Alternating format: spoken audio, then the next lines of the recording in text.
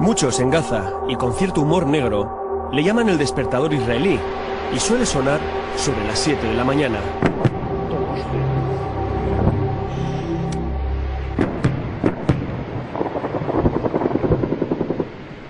Son las cañoneras de la Marina israelí, que para que quede claro la fragilidad del alto el fuego declarado, se dedica a acosar todas las mañanas a los pescadores de langostinos de la playa de Gaza. Grabamos estas imágenes desde la ventana del hotel, después de saltar bruscamente de la cama, y entonces entendemos, de repente, por qué nos pareció tan caro el pescado fresco que cenamos la noche anterior. Estas imágenes, cañones contra anzuelos, muestran la verdadera magnitud del bloqueo económico que sufre Gaza.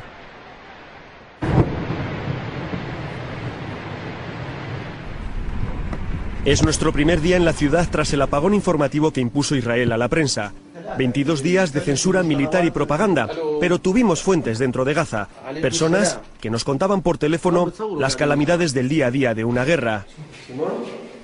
Supervivientes como el farmacéutico Salah Hassusi, como el sociólogo Ibrahim, que colocó una bandera española en la terraza para convencer a los pilotos de que allí no bombardearan. Como Hassim Farrah, un hombre que es todo sensatez y sabiduría.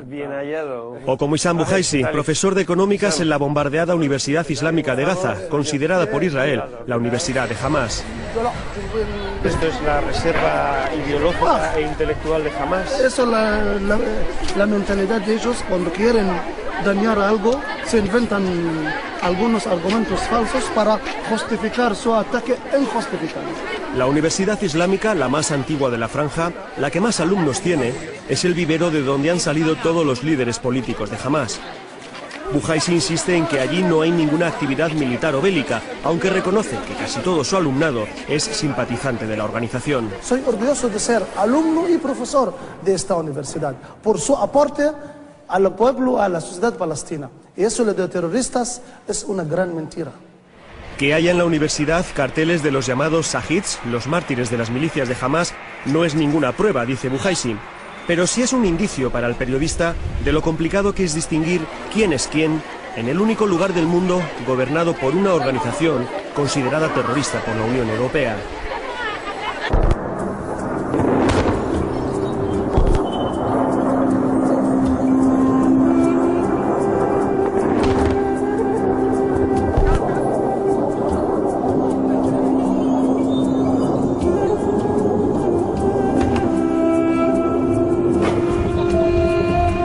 Días de bombardeos y operaciones terrestres por parte de Israel han intentado acabar con este gobierno islamista, que sin embargo ha resistido. La demoledora operación de Israel ha dejado a la franja devastada y a Hamás realmente dañada, pero no ha conseguido acabar con la organización. Los golpes de la aviación y la artillería hebrea han arrasado todos los edificios públicos o clandestinos de Hamás y han causado la muerte de cientos de civiles. Pero desde el momento en que Hamás decreta un alto el fuego sin rendirse, para ellos cuenta como victoria. Sin embargo, el gobierno israelí sí considera que Hamás ha sido derrotada. Algunos medios de comunicación incluso han echado números: 1.300 palestinos muertos por 13 israelíes fallecidos. Es decir, la vida de un israelí cuesta 100 palestinos. Nuestra posición es clara. Con Hamás no negociamos. Hamás es una organización terrorista. A pesar de que Hamás ganó democráticamente las elecciones, desde nuestro punto de vista, Hamás no tiene ninguna legitimidad, ni como gobierno, ni como autoridad, ni nada por el estilo, mientras continúe en la posición que es no reconocer el Estado de Israel. Harel es consciente de la erosión de la imagen de Israel, de que es difícil explicar que ellos se sienten las víctimas del conflicto, que es complicado convencer al mundo de que los cohetes caseros de Hamás, que han matado a 25 personas en 8 años, necesitaban una respuesta tan contundente en muertos. Que, como nos dice el gobernador de la región de Ashkol, lindante con Gaza, no les quedaba otra opción. La Franja de Gaza es un país que tiene gobierno y el gobierno es Hamás, que decidieron en vez de tener árboles y frutas y naranjas, tener misiles. Como pueden ver, Haim, criado en el particular socialismo de los kibutz agrarios, vive en la insoportable contradicción de todo israelí de izquierdas. No existe socialismo. Piensa y se expresa en claves marxistas, pero es incapaz de aplicar esas categorías a sus vecinos, a esas masas palestinas de desheredados, cuya frustración les ha llevado a echarse en brazos de Hamás. Necesito 15 segundos. Haim nos lleva al búnker del kibutz. Desde que suena la alarma por un posible cohete palestino, tiene 15 segundos para refugiarse. Acá estamos porque hay todos los días hay misiles. Ahora te voy a mostrar cuántos caen en esta zona. En el mapa nos enseña todos los lugares de su región donde han impactado los misiles. ¿Y lo verde qué es? Nosotros hasta ahora recibimos 207 misiles en esta guerra. En esta zona. En esta zona. En los días de la guerra. No cortarla porque el ejército no te va a censurar. ¿Ah? ¿Y los verdes son los lugares donde han caído los misiles? Sí, las zonas. ¿Y lo rojo? Los rojos son donde hay sangre. ¿Dónde ha habido heridos? Haim reconoce una cierta mentalidad de bunkerización. Han tenido 3 muertos en 4 años y por ello antepone la seguridad a cualquier otra consideración ideológica. De hecho, acordándose de su formación en psicología, considera que esta guerra es casi pedagogía bélica. No he entendido muy bien lo de Pavlov. ¿Cómo era la teoría? La teoría es muy simple. Da luz, al final va a entender de que la comida está acá. Dale golpes con la guerra. Decirles que cada vez que reciben un misil, ellos van a recibir una bomba de 1 tonelada, hasta que ellos entiendan que la única que hay es sentarse y hablar. Como ellos optaron por el terrorismo, nosotros nos tenemos que defender, y una parte de esa defensa, lamentablemente, muy lamentablemente, es alguna limitación a los derechos humanos. Dani es un colono israelí que vive en territorio ocupado a los palestinos, a los que considera fantasmas sin alma, como esas estatuas que tiene al lado. Todas estas personas hablan de Gaza, pero ninguno conoce Gaza ni sabe cómo viven allí dentro. Los periodistas israelíes tampoco entran. Contrastar la información no es una obligación en este tema. Cada vez que cae un cohete palestino, las televisiones conectan en directo con el lugar del impacto y aunque no haya heridos reales, se cuentan como víctimas a los atendidos por crisis nerviosas. Los colegas hebreos piensan que si milicianos de Hamás entran en un hotel, aunque haya periodistas extranjeros, el edificio es un objetivo legítimo. Pero sin embargo no les incomoda ni se cuestionan que sus propios soldados duerman en nuestros hoteles cuando vuelven de servir en Gaza. La percepción está bloqueada por estereotipos que llevan a la generalización, a que todos los palestinos de Gaza son de Hamás y por tanto todos los palestinos son terroristas. La teoría de Pavlov es otra cosa, es con los perros. No quiero que entiendan de que hay seres humanos del otro lado, hay seres humanos también de este lado. Si alguien cree de que a la fuerza nosotros vamos a destrozar al Hamás, primero está equivocado. Pero si así fuera, si pudiera... Vamos a la franja, volvamos a esa playa, a esa primera mañana en Gaza tras 22 días de bombardeos. ¿Por qué disparan a los pescadores? No nos dejan salir ni un centímetro, dice el veterano pescador Fayez Al-Goga. Que no tenemos permiso, como si estuviéramos todavía en guerra, se queja su colega Wahid. La explicación oficial de la Marina es que sospechan que esos pescadores pudieran ser contrabandistas de armas, aunque pocas armas se pueden esconder en estas embarcaciones tan planas en las que se rema de pie. Pescar en las aguas de Gaza es probablemente más peligroso incluso que pescar en las aguas de Somalia. Aquí no hay piratas, pero si estos pescadores se alejan más de 700 metros de la costa, corren el riesgo de ser disparados por las patrulleras israelíes. Estos señores arriesgan su vida para traer el poco pescado que llega a Gaza, a pesar de que toda esta franja tiene 40 kilómetros de costa.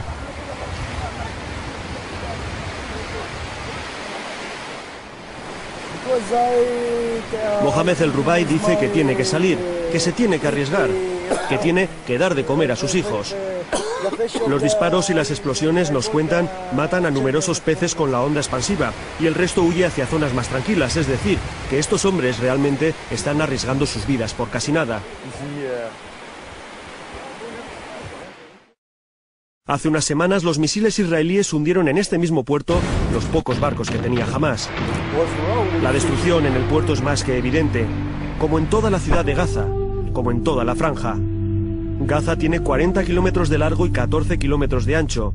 Aquí viven 1,5 millones de personas, con la densidad de población más alta del mundo. Lanzar un misil contra estas casas es una lotería existencial para todas las viviendas de alrededor. Hablamos con el teniente Yaniv, piloto de combate.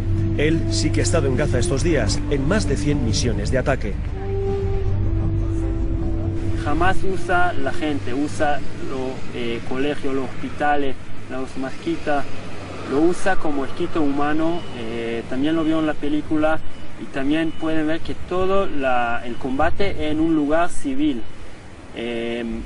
Y es muy complicado. Nosotros hacemos todo lo que podemos, todo los esfuerzos para ver que minimizar herir los civiles. Como el piloto, todo Israel piensa que Hamás ha utilizado a la población como escudo humano, y sobre esta afirmación se construye la argumentación exculpatoria sobre los daños colaterales. El recurso de Hamás son los escudos humanos, porque es un grupo terrorista. El recurso de Israel es un ejército bien preparado.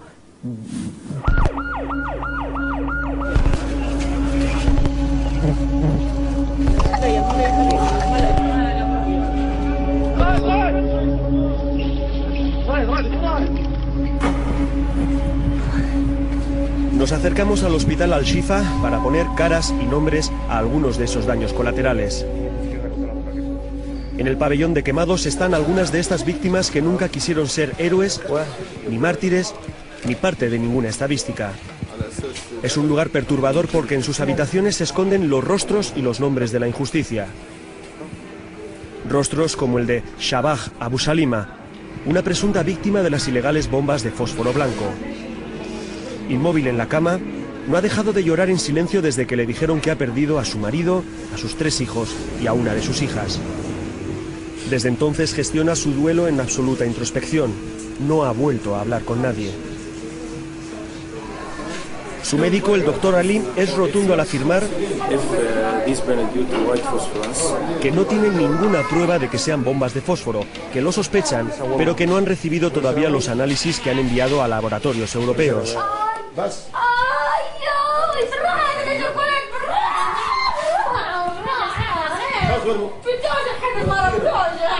En cualquier caso, las quemaduras que traen estos heridos no las habían visto nunca. Son tan diferentes, tan profundas, tan dolorosas, que han tenido que aplicar nuevas técnicas quirúrgicas como el llamado desescombrado, es decir, extirpar de cuajo todo tejido infectado, ya sea piel, músculo o hasta hueso.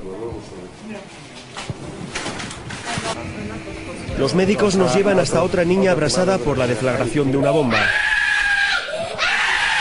Los gritos de Imán son desgarradores. Esta cría estaba en su casa, junto a una comisaría de Hamás, cuando un puñetazo de fuego entró por la ventana. Imán ha sido víctima de las llamadas armas de mortalidad concentrada, utilizadas en zonas densamente pobladas. La explosión mata todo lo que haya a 10 metros alrededor y la onda se detiene en seco. Imán estaba justo a esa distancia. Sus piernas son ahora 2 pústulas sangrantes que la destrozan de dolor en cada cura. Mamá Ahmelini solloza casi sin aire la cría. Mamá, cuídame. Es casi imposible retratar esta escena sin que a los reporteros se nos parta el alma.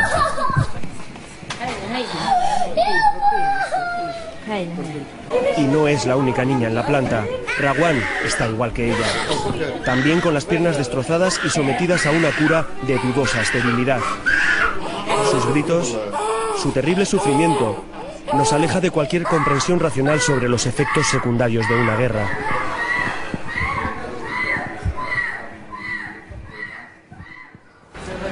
Imán es lo que las frías estadísticas militares llaman un daño colateral, pero Imán tiene nombre, tiene sonrisa, tiene llanto, tiene una vida marcada a fuego desde su niñez y, como dice uno de sus doctores, tiene probablemente todo un reservorio de odio para el futuro.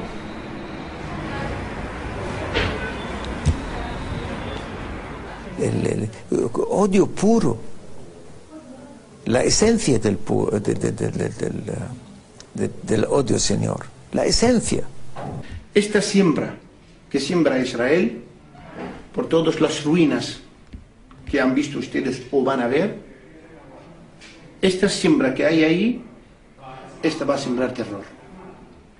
Eso sí, esa es la semilla del terrorismo. Lo malo de esas semillas del odio es que siempre germinan, y que su crecimiento solo depende de cuál sea el abono, y hay de muchos tipos: rencor, resentimiento, venganza, impotencia. Rencor es lo que siente Mohammed, vestido con las vainas de los disparos hechos por los israelíes desde la ventana de su casa. Resentimiento el de Omar, hecho prisionero el primer día de la guerra y torturado, dice, durante una semana para obligarle a colaborar con Israel. Venganza quiere Saber, que perdió a su hijo mayor durante uno de los bombardeos y tiene al pequeño Ahmad malherido en la cabeza. Impotencia, la que siente todo el barrio tras ver cómo los tanques israelíes atravesaban el cementerio. Maltratar el pasado es una forma de despreciar la historia. Un cementerio es como un archivo histórico, una referencia temporal, porque los muertos guardan la memoria de su desaparición. Nos dicen desde cuándo están enterrados y, como dicen los vecinos, quién vive aquí desde siempre. Estamos en Beit Lahia, al norte de Gaza, uno de los barrios más castigados. De aquí han salido muchos cohetes Qassam dirigidos hacia Israel. Aquí no hay casa sin su marca de metralla, ni vecinos sin su estigma de rabia.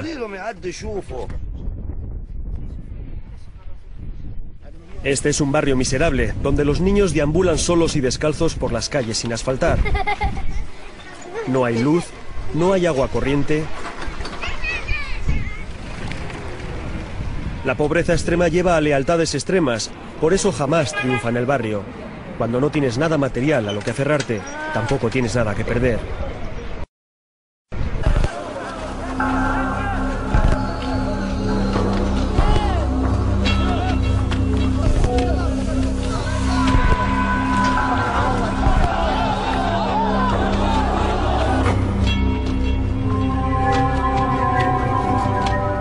Dando un simple paseo por esta ciudad devastada, mirando todos esos edificios machacados, esas dentelladas de metralla salpicando cualquier fachada, uno no deja de pensar que quizás sean más graves las magulladuras morales en la población que los daños en las infraestructuras.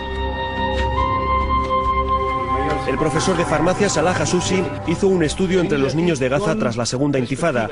Hoy está seguro de que los resultados saldrían calcados. El resultado, que sí han tenido miedo, que sí hacen la orinación nocturna, pero cuando le preguntamos la pregunta, ¿qué piensas hacer cuando seas mayor? Dice vengar. Vengar. Vengar. ¿Vengar de mí? ¿De quién? De Israel. Hassusi no vota a Hamas, pero entiende a los que lo hacen. Se ha puesto una corbata para recibirnos, una imagen muy diferente a la que tenía durante la guerra, cuando logramos hacerle llegar una cámara para ver cómo lo estaba pasando. Entonces toda la familia dormía en el despacho, sin luz, sin agua y con toneladas de angustia en el cuerpo. Igual de mal lo pasaron en la familia Farraj, a quien también grabamos durante los días de bombardeos. Al menos Hassim ha recuperado estos días la sonrisa, aunque este oftalmólogo, que ya ha visto demasiadas guerras en su tierra, siga siendo un monumento al pesimismo. Llegará un momento en que de Gaza saldrá los más fanáticos del mundo. Nos cuenta Farraj que no han podido ni ducharse durante los 22 días de guerra. Hasta aquí tengo que lavar la mano toda. Cuenta que encontraron en el patio trozos del misil que reventó el Parlamento palestino a 100 metros de su casa. Nos acercamos al edificio destruido. Dos parlamentarios de Hamas han montado un improvisado despacho en las escaleras para recibir a delegaciones extranjeras. Esto era la sede del Parlamento Nacional Palestino. Los israelíes dicen que han atacado un edificio público de Hamas. Aquí trabajaban 79 de sus diputados, pero también los otros 52 diputados que formaban parte de esta asamblea. Para el resto de los palestinos, esto es un ataque contra la sede de su soberanía nacional. Porque ahora en Gaza manda Hamas, elegido democráticamente, pero mañana puede ser cualquier otra formación. El Parlamento debería ser el mismo, pero Israel ha decidido que todo lo que controla Hamas es de Hamas y no del futuro Estado palestino. Israel está haciendo no es contra un partido político o un grupo o milicia, es un ataque contra todos los palestinos. La destrucción masiva de Israel abarca todo lo que hemos construido en Gaza para el futuro Estado palestino está siendo destruido. Por eso también han destruido la residencia del primer ministro Ismael Haniyeh, el líder más visible de Hamás. Esta pila de escombros es todo lo que queda de la oficina en la que el Cuatro le entrevistó hace ahora 2 años. Es que la comunidad internacional... Desde el concepto israelita, pero desde el concepto palestino no se puede decir que Hamás es un terrorista. Es un defensor al pueblo. Las palabras de Ibrahim, doctor en ciencias políticas en la Complutense, revelan la compleja sociología del microcosmos palestino. Extrañas. El hijo mayor de Ibrahim, policía leal a la Autoridad Nacional Palestina, fue asesinado por elementos de Hamás en las luchas fratricidas de hace 2 años. Ibrahim nunca votará a Hamás, pero nunca dirá que es una organización terrorista, sino una opción política legal que ganó las elecciones y que ahora ocupa el gobierno de Gaza. Por tanto, dice, los edificios públicos no pertenecen a Hamás, sino al pueblo. Por ejemplo, el Ministerio de Economía y Hacienda. Cuando subimos a lo que había sido un 4º piso de oficinas, varios funcionarios trataban de recuperar todo tipo de documentos, declaraciones de la renta, planes fiscales, certificados de pago. Todos estos son balances de cuentas y impuestos y tasas. Y estáis tratando de recuperar todo lo que hay aquí. Todos los archivos de este ministerio han sido destruidos. No había duplicado porque nadie imaginaba que se iba a bombardear el Ministerio de Hacienda. Esos legajos son más que números. Ahí está gran parte de la economía de Gaza, de la responsabilidad fiscal de sus gentes, de la estabilidad financiera de la franja. Y todo ha sido devorado por el fuego. Incluso nos enseñan todavía ardiendo lo que dicen que es un resto de una bomba de fósforo blanco. Dicen que esto es todavía un resto de una supuesta bomba de fósforo que todavía está ardiendo, pero bueno, es incomprobable, ¿no? Después de tantos días, no somos expertos. Hasta 16 bombas y misiles fueron lanzados contra este complejo ministerial. Un ataque que obviamente debía dejar rastros en los edificios colindantes. En el hospital Al-Quds, que resultó dañado. En la sede de la Media Luna Roja, que ardió entera. En sus ambulancias aplastadas por los escombros. En los bloques de apartamentos en los que vive gente como el catedrático de inglés, Asad Abu Sharh. Lo que Israel quiere es hacer un holocausto contra el pueblo palestino. Y han decidido considerar a cualquiera como miembro de Hamás. Estamos viendo una verdadera tragedia humana palestina, y la tragedia humana palestina se llama Hamás, porque ellos lo han aceptado, ya sea por miedo, ya sea porque no tienen más remedio, ya sea porque lo quieren. Vamos a entrar en el zoo de la ciudad de Gaza. Ahí está, Gaza Zoo. Un zoo siempre es una especie de termómetro de la devastación que supone una guerra, porque normalmente la gente que se dedica a cuidar a los animales no viene a trabajar durante el periodo de guerra y los animales suelen morir de inanición. Allí se ve, parece que hay un animal muerto, parece un avestruz. Es un avestruz. Uno de los 2 ejemplares que había en el zoológico de Gaza. Este es el otro. El recinto está situado en una de las rutas elegidas por los tanques israelíes para penetrar en la franja, es decir, quedó en primera línea del frente. Casi todos los animales están muertos, nos dice el director del zoo, el señor Abu Yamil. Las marcas de disparos, los cráteres de los morterazos, las jaulas reventadas o los agujeros de las esquirlas de metralla demuestran que el zoo se convirtió en un campo de batalla. Aquí han caído camellos, caballos, monos, antílopes. Y como cuenta Abu Yamil, esos animales al menos tuvieron suerte de morir rápido, porque el resto falleció de hambre tras 22 días sin comida, o peor aún, se comieron entre ellos.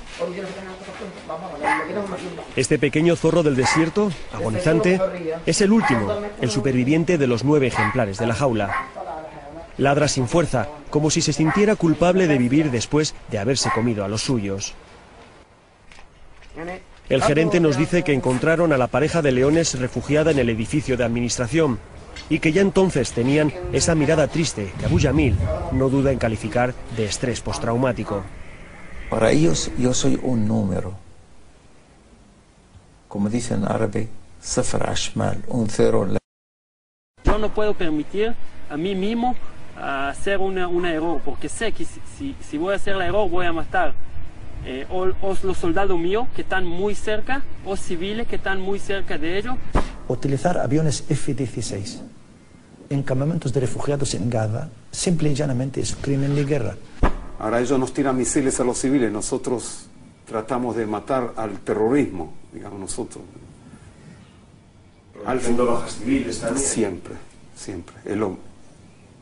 Cuando llegas a la guerra, es la parte triste.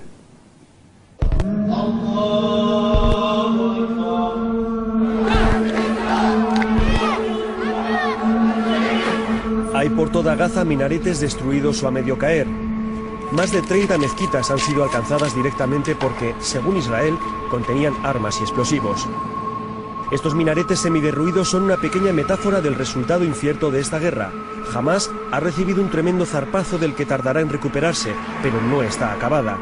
Todavía resiste. No han podido con el movimiento islamista. No han acabado con el gobierno de Hamás. No han acabado con los misiles. No han acabado con absolutamente con nada. Antes de esta guerra, pues la gente estaba casi al 60% con Hamás, ahora el 100%. Usted no puede imaginar a la juventud dónde va a lanzar, alistarse para ir a matar. Visitamos las ruinas de la mezquita de Omar. Los F-16 la bombardearon durante 3 días seguidos y después hicieron lo mismo con la casa del imán, el Sheikh Hussein. Preguntar a los israelíes, porque yo no sé nada, se escuda el imán cuando le pregunto si guardaban misiles en el sótano. Al lado de la mezquita hay una guardería, pared con pared. No queda ni un solo vidrio y los trabajos manuales de los críos cuelgan esperando a que las clases se reanuden. La escuela, un proyecto socioeducacional financiado por la Unión Europea, ha sido reventado tanto en su estructura física como en su concepto, porque será difícil desarrollar un proyecto educacional de comprensión y tolerancia en unas aulas bombardeadas. Todos los feligreses de esa mezquita se han trasladado a rezar a un campo de fútbol cercano. Al acabar el rezo se distribuye el último comunicado del ala militar de Hamás, las brigadas Sesedin al-Qassam, en el que declaran su victoria ante el que llaman el cuarto ejército del mundo. Entre la gente encontramos a uno de los diputados más queridos de Hamás, el carismático Atif Odwan, al que todo el mundo quiere felicitar por haber sobrevivido a los misiles israelíes. Nos felicitamos todos porque ha sido un periodo horrible, horroroso. Es difícil entrevistar a este parlamentario sin que alguien nos interrumpa para abrazarle. Pese a lo que dicen los panfletos triunfalistas repartidos por su ala militar, Odwan se muestra más realista. Nosotros hemos perdido mucho. Hemos perdido gente, armas, muchas cosas, pero por lo menos hemos mantenido el apoyo popular. Su baño de multitudes parece demostrarlo. A solas, sin el coro de seguidores, asume que su movimiento ha sido devastado por la maquinaria bélica israelí, pero en público mantiene el discurso de la resistencia. Es que aguantar durante esa situación era lo más importante, porque si nos hubiéramos rendido, hubiéramos perdido todo. Nuestras vidas, nuestras casas, todo. Dinero, mezquitas, escuelas. No se ha destruido más gracias a la resistencia. Aunque jamás ha reducido la visibilidad de sus milicianos al mínimo, su presencia en la franja es abrumadora. Hay carteles por todos los lados con los líderes eliminados por Israel en operaciones de asesinatos selectivos.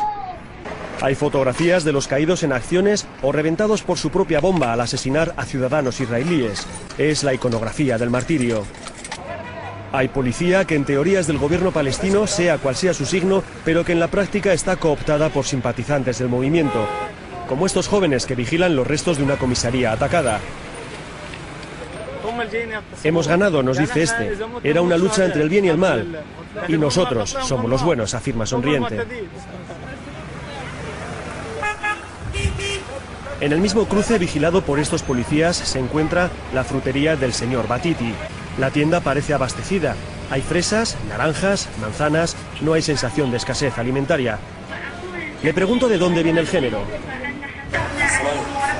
Israel. Viene de Israel toda la fruta. Se me hace extraña la idea de que ahora la mayor parte de la comida que se consume en Gaza proceda del mismo país que ha atacado la franja. Y el propio frutero es consciente de esa contradicción. Sí, primero nos matan, reconoce, y luego nos alimentan con su propia comida.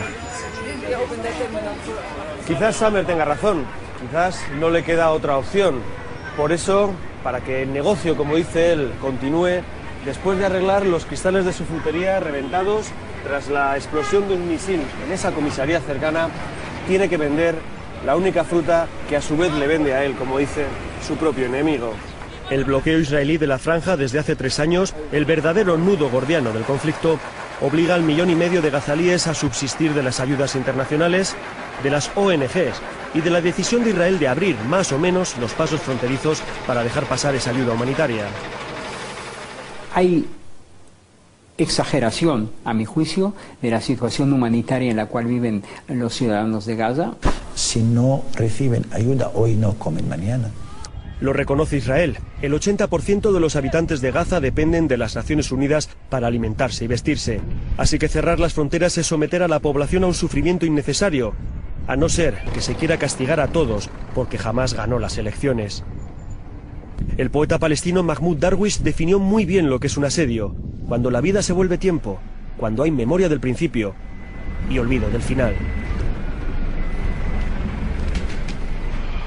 Pero vamos a poner algunos ejemplos a esos versos certeros.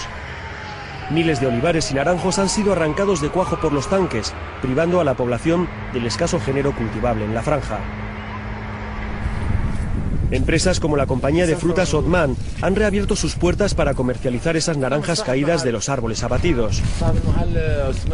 Pero el gerente me enseña miles y miles de cajas apiladas, vacías y podridas desde que Israel incrementó su bloqueo económico de la franja. El negocio, me dice, está en quiebra.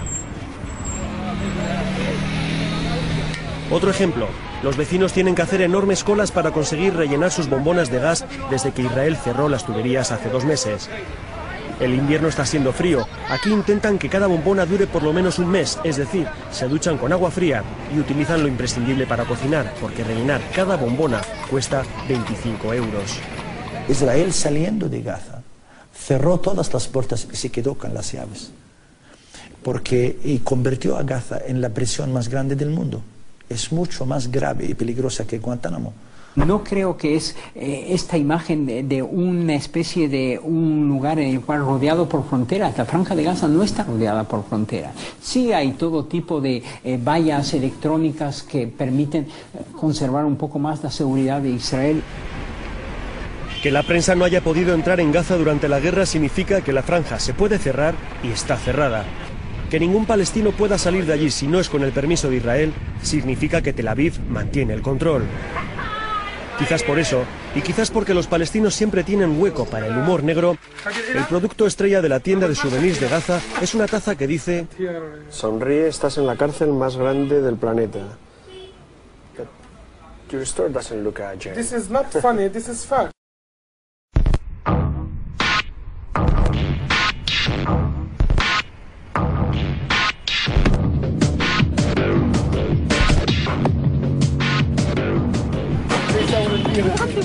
Y como el tradicional método de escapar de una cárcel es hacer un túnel, en el sur de la franja de Gaza, en Rafah, en esos 14 kilómetros de frontera que linda con Egipto, los palestinos han excavado centenares de túneles para traer mercancía de contrabando desde el otro lado. A uno se le queda la boca abierta al ver la magnitud faraónica de este negocio. Estos agujeros, que descienden hasta 30 y 40 metros de profundidad, constan en muchos casos de generadores de luz, rieles para vagonetas y hasta de líneas telefónicas. Por el lado palestino están excavados en varias explanadas a lo largo de la frontera. Por el lado egipcio, emergen clandestinamente dentro de domicilios particulares. Desde esta casa destruida por las bombas israelíes, en la que apenas quedan paredes, se puede ver la magnitud de lo que para unos es un simple negocio de contrabando, para otros los corredores a través de los que Hamás se abastece de armas, y para muchos otros simplemente son las rutas de la supervivencia. De cada una de estas carpas nace o muere un túnel que comunica Gaza con el otro lado, con Egipto, que está justo ahí a 200 metros al otro lado de ese muro. Esta es la manera que durante 2 años han tenido los palestinos que viven aquí en Gaza de romper el bloqueo israelí. Una de las razones de Israel para hacer esta guerra ha sido destrozar estos túneles por los que, según ellos, llegan las armas destinadas a Hamás. Por eso la aviación israelí ha machacado la zona durante 22 días tratando de acabar con esos varios centenares de túneles. Nos acercamos a algunos de estos agujeros. La mayoría de los que trabajan en su construcción o en su reparación no se deja grabar, por miedo a represalias israelíes o simplemente porque un negocio ilícito de contrabando necesita obligatoriamente de la discreción de los que viven de él. Casi todos estos tipos pertenecen a algunos de los clanes mafiosos que han controlado históricamente los negocios sucios en la franja. Aunque con el bloqueo de Israel, para muchos palestinos se han convertido en heroicos ciudadanos que ayudan a romper el asedio. Por aquí pasa de contrabando y sin pagar impuestos desde gasolina a compresas. Lo mismo llega un cargamento de caramelos que uno de televisores. Estos clanes no le hacen ascos a ningún género y sí, desde la llegada de Hamás han empezado también a traficar con armas. Bien por obligación, para que Hamás no les cierre el túnel, bien por convicción o bien por avaricia, porque los márgenes de beneficio en cuestión de armas son mucho mayores que con las golosinas. Ahmed, nombre supuesto, nos deja bajar a uno de los túneles. Son 30 metros descendiendo a pulso por los salientes del encofrado. Ahmed me dice que tenga cuidado porque el túnel fue bombardeado y amenaza con derrumbarse. Ahí debajo, enterrado por la arena, dice que está su último alijo. Estamos a 30 metros de profundidad en uno de los túneles de Gaza. A 700 metros al otro lado de este túnel está Egipto. Por aquí es por donde todos estos contrabandistas traen los alimentos de primera necesidad que faltan aquí en Gaza debido al bloqueo económico, pero también las armas con las que se abastece Hamás. Se habla de más de 50 personas muertas por derrumbes mientras excavaban túneles en estos terrenos arenosos. Pero la cifra será seguramente mayor porque no siempre se quiere decir que alguien falleció haciendo algo ilegal. Israel puede que haya conseguido taponar muchos de estos túneles, pero muchos otros están ya operativos. Los aviones también bombardearon el pequeño mercado que se instalaba aquí todos los días con el género contrabandeado desde Egipto, lo cual demuestra la desfachatez con la que estos delincuentes convirtieron una necesidad humanitaria en un negocio colosal. Y todo a tiro de piedra de la frontera de Egipto, a la vista de sus guardias de fronteras.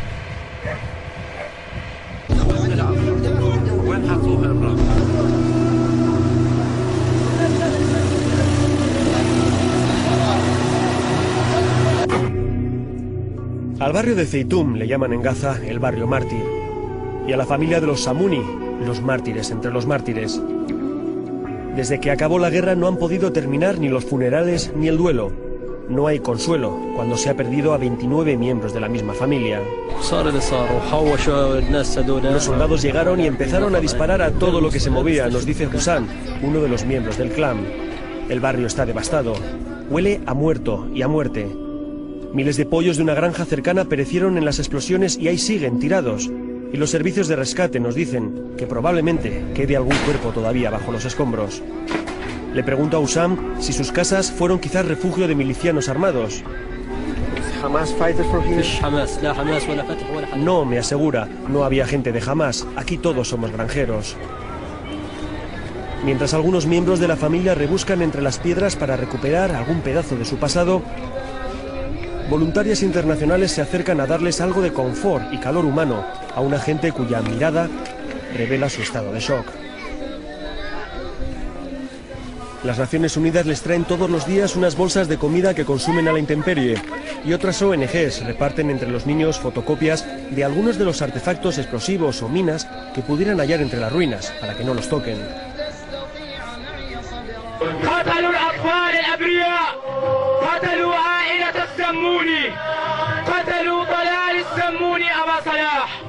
Aunque murieron 10 niños y 10 mujeres, solo las fotos de los 9 varones fallecidos presiden el funeral. Es curioso que aunque los Samuni eran granjeros y todos ellos, nos repiten, civiles, el cartel de los mártires lo firma el partido Al-Fatah. Mientras que fuera hay una escolta permanente de la policía de Hamas y al micrófono, recitando el nombre de los fallecidos y arengando a los vivos, hay un sujeto de la yihad islámica. Todos intentando patrimonializar el drama de esta familia que, asumiendo su tragedia casi como una labor patriótica, continúa su duelo entre los escombros mientras haya periodistas que lo quieran retratar. A la entrada de una de las viviendas destrozadas, los ojos de Sinab me gritan que me detenga. Le pregunto qué tal está y me contesta que sigue viva. Sinab, me explican, estaba en la casa atacada por el misil israelí y hasta que la rescataron, convivió varias horas con los cadáveres de su padre, su madre y sus 2 hermanos pequeños. La mirada de Sinab taladra cualquier conciencia. Hasta hace unos días era solo una niña de 12 años. Ahora es un adulto que ha madurado de golpe. Me asegura que tiene ansias de venganza y le contesto si de verdad sabe lo que es la venganza. Sí, me dice sin apartar la vista. Ellos mataron a mis padres y yo ahora quiero matarles a ellos. Sinab me dice que entre en la casa y busque en las paredes. El edificio fue un puesto de retaguardia de los soldados hebreos que lo dejaron lleno de restos de comida y excrementos. Los israelíes levantaron los suelos para extraer arena y fortificar la posición. Y algunos de ellos pintaron las paredes con grafitis en los que se dice «Moriréis todos» o «Podéis correr, pero no podéis esconderos». Cuando salgo me vuelvo a fijar en el silencio y la dignidad de Sinab. Le pregunto quién es su amiga herida y me dice que es su prima Muna. Muna también perdió a sus padres en el mismo ataque. Siento que no tengo vida. No tengo a mi padre. No tengo a mi madre. Y sé que no van a volver a por mí. Siento, me dice con franqueza desoladora, que no tengo nada. Sinab y Muna al-Samuni son 2 supervivientes. 2 niñas que ya saben lo que es el dolor y la injusticia y que difícilmente podrán transmitir a sus hijos una cultura de tolerancia. El odio y el rencor son parte de los bastidores con los que se construye en Gaza un nuevo andamio de resentimiento. Una ruta circular, sin salida, que llevará a un nuevo ciclo de venganzas. En Gaza nadie duda de que Israel y Hamas se volverán a enfrentar. La única duda es cuándo.